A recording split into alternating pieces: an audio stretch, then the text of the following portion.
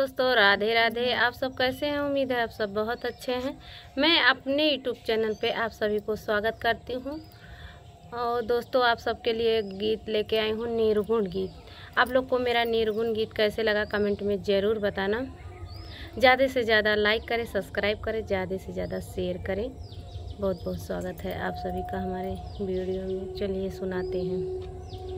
एक डोली चली, एक अर्थी चली, एक डोली चली, एक अर्थी चली। फर्क दोनों में क्या है बता दे सखी, फर्क दोनों में क्या है बता दे सखी। चार तुझ में लगे, चार मुझ में लगे, चार तुझ में लगे, चार मुझ में लगे। फूल तुझ पे चढ़े, फूल मुझ पे लगा, फूल तुझ पे चढ़े, फूल मुझ में लगे। फर्क इतना है तुझ में और मुझ में सखी, फर्क इतना है तुझ में और मुझ में सखी।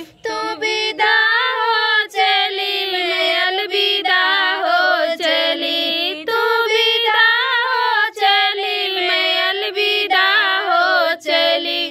चूड़ी तेरी हरी, चूड़ी मेरी हरी, चूड़ी तेरी हरी, चूड़ी मेरी हरी। मांग दोनों की सुई है सिंदूर से भरी, मांग दोनों की है सिंदूर से भरी। फर्क इतना है तुझ में और मुझ में सखी, फर्क इतना है तुझ में और मुझ में सखी। तू जहाँ से चली, मैं जहाँ से चली, तू जहाँ से चली, मैं जहाँ से चली।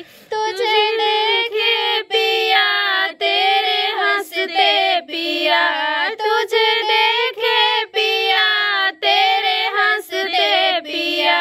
मुझे देखे पिया मेरे रोते पिया, मुझे देखे पिया मेरे रोते पिया।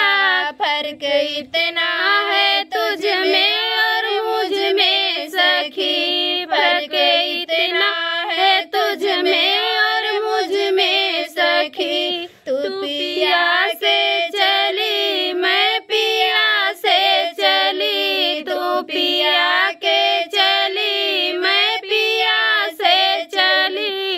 गोरे हाथों में मेहंदी तेरे लगी, गोरे हाथों में मेहंदी तेरे लगी, गोरे हाथों में मेहंदी मेरे लगी, गोरे हाथों में मेहंदी तेरे लगी। फर्क इतना है तुझ में और मुझ में सखी, फर्क इतना है तुझ में और मुझ में सखी। तू घर बसा के चली, मैं घर बसा के चली, तू घर बसाने चली, मैं घर बसा के चली। लकड़ी तुझ में लगी, लकड़ी मुझ में लगी, लकड़ी तुझ में लगी, लकड़ी मुझ में लगी।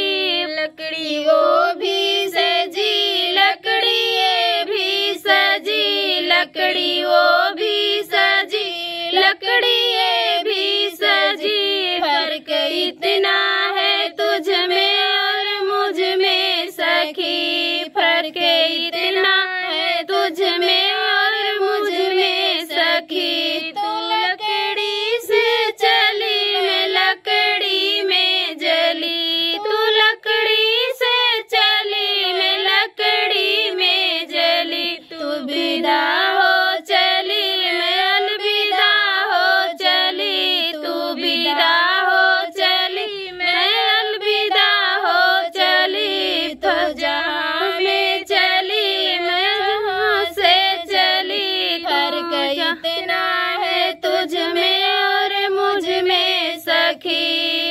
फर्क इतना है तुझ में और मुझ में सखी। एक डोली चली एक अर्थी चली, एक डोली चली एक अर्थी चली। फर्क दोनों में क्या है बता दे सखी, फर्क दोनों में क्या है बता दे सखी।